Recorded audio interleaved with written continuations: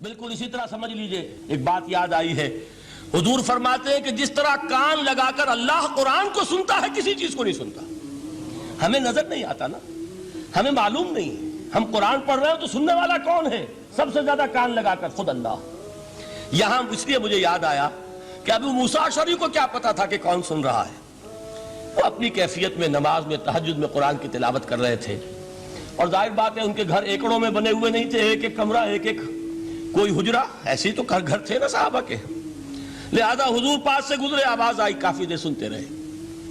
اس کے بعد آپ تشریف لے گئے، صبح فجر میں ملاقات ہوئی تو حضور نے تحسین کے انداز میں فرمایا، یا ابا موسیٰ انک قد اوتیت مزمارا من مزامیر آل داؤد، اے ابو موسیٰ تمہیں تو آل داؤد کے سازوں میں سے ایک ساز اللہ نے عطا فرما دیا ہے۔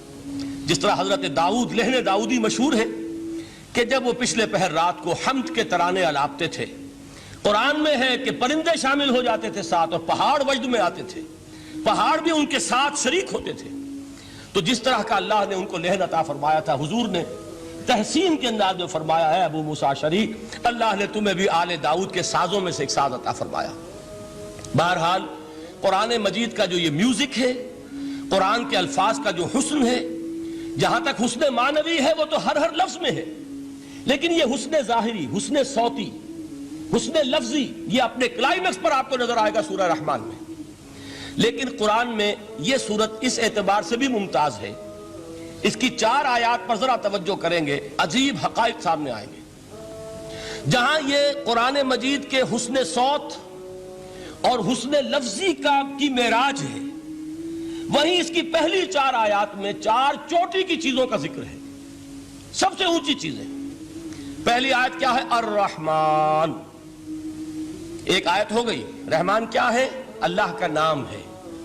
کبھی آپ نے غور کیا اللہ کے ناموں میں سب سے پیارا نام کون سا ہوگا؟ رحمان۔ کیوں؟ اس کا مادہ کیا ہے؟ رحمت۔ ہمیں سب سے بڑھ کر جس چیز کی ضرورت ہے وہ کیا ہے؟ رحمت خدا بندی۔ نام اچھی طرح سن لیجئے اس حضور کے قول کو۔ حضور فرماتے کوئی شخص جنت میں مجرد اپنے عمل کی بنیاد پر داخل نہیں ہو سکے گا جب تک کہ رحمت خدا بندی دستگیری نہ کرے۔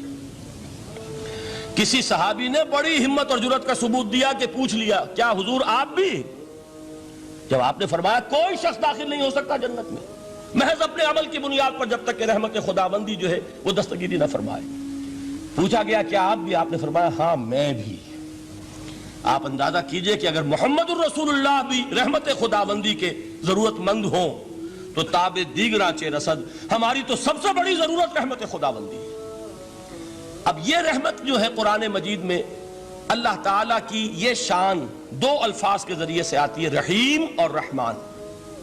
اور کوئی مادہ نہیں ہے جس سے 2 نام بنتے ہوں اللہ کے، لیکن یہ مادہ ہے واحد رحمت کا کہ جس سے رحمان بھی ہے رحیم بھی ہے۔ رحیم صفت مشبہ ہے، رحمت دائم ہو جائے گی، مستقل ہوگی تو رحیم کہیں گے۔ اور رحمان، اس میں رحمت کی ہے وہ شان ہے کہ جیسے ٹھاٹھے مارتا ہوا سمندر ہو، ہیجان کی کیفیت، طوفانی کیفیت، رحمت خداوندی کا طوفانی جوش، وہ ہے رحمان۔ آپ تو رہتے اس علاقے میں ہیں، آپ کو معلوم ہے عرب اگر بھوکا مرا جا رہا ہو تو کیا کہے گا؟ انا جوعان۔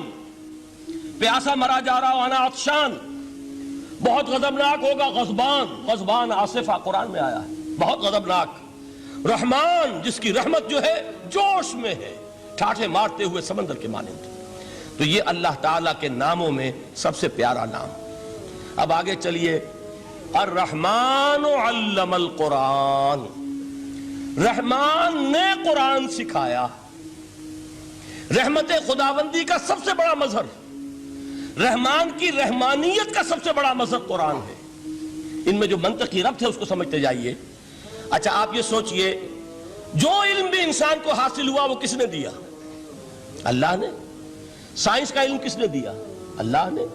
علم آدم الاسماء کلہا، وہ علم الاسماء جو حضرت آدم کو دے دیا گیا تھا ازل میں، یہ اسی کا ظہور ہے، یہ اسی کی ایکسفولیشن ہے جو ہو رہی ہے اور ہوتی رہے گی ابھی۔ اور دوسرے علم ہے وہ کس نے دی؟ اللہ نے دی۔ لا یحیطون بشیء من علمہ الا بما شاء، مخلوق میں سے کوئی اللہ کے علم میں سے کسی شے کا احاطہ نہیں کر سکتا مگر وہ جتنا اللہ دینا چاہے۔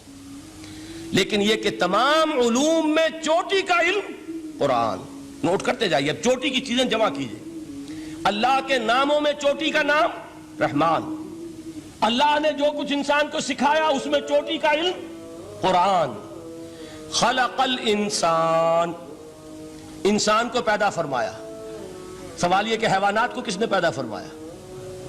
آسمان کس نے پیدا کیے؟ زمین کس نے پیدا کی؟ فرشتے کس نے پیدا کیے؟ کیا مطلب خلق الانسان؟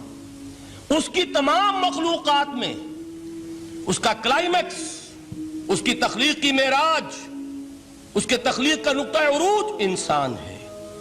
یہ ہے کہ جو مسجود ملائک بنا ہے. وَلَقَدْ كَرَّمْنَا بَنِي آدَمَ وَحَمَلْنَاهُمْ فِي الْبَرِّ وَالْبَحْرِ وَرَزَقْنَاهُمْ مِنَ الطَّيِّبَاتِ وَفَضَّلْنَاهُمْ عَلَى كَثِيرٍ مِّمَّنْ خَلَقْنَا تَفْضِيلًا. تو تخلیق میں سب سے اونچی تخلیق انسان کی، علموں میں سب سے اونچا علم قرآن کا، اللہ کے ناموں میں سب سے اونچا نام رحمان. اب آئیے چوتھی چیز، علمہ البیان، انسان کو بیان کی صلاحیت عطا فرمائی. کیا اور کوئی صلاحیت عطا نہیں کی؟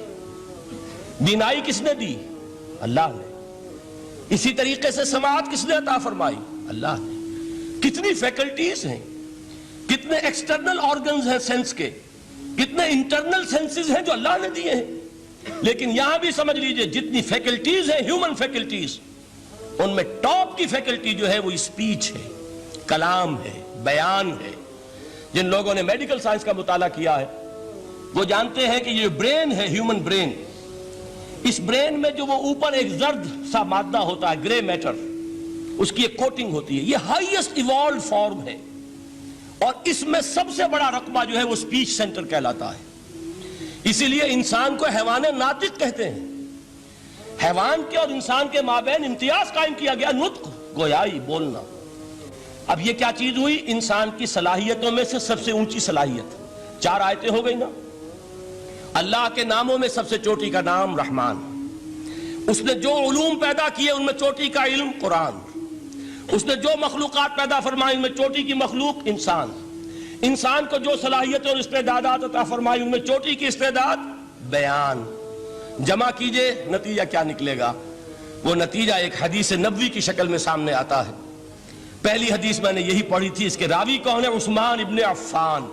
میں حیران ہوتا ہوں وہ قافیہ یہاں بھی موجود ہے، رحمان، قرآن، بیان، انسان، عثمان، عفان.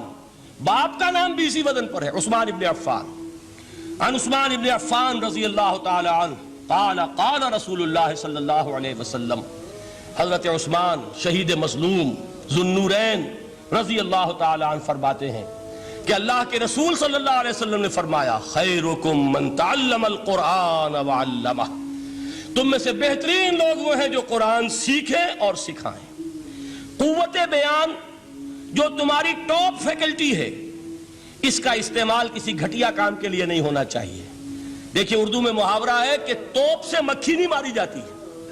توپ بنائی گئی ہے کسی بڑی شے کے لیے، مکھی مارنے کے لیے توپ استعمال نہیں ہوتی.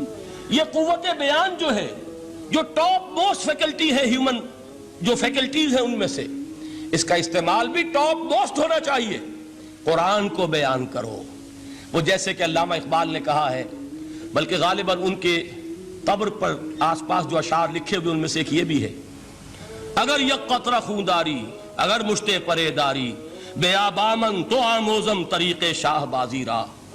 اگر تمہارے اندر ایک قطرہ بھی خون کا ہے اور مٹھی بھر بھی پر اگر اللہ نے دیے ہیں تو ہے میرے پاس آؤ کہ میں تمہیں شاہبازی کے طریقے سکھاؤں.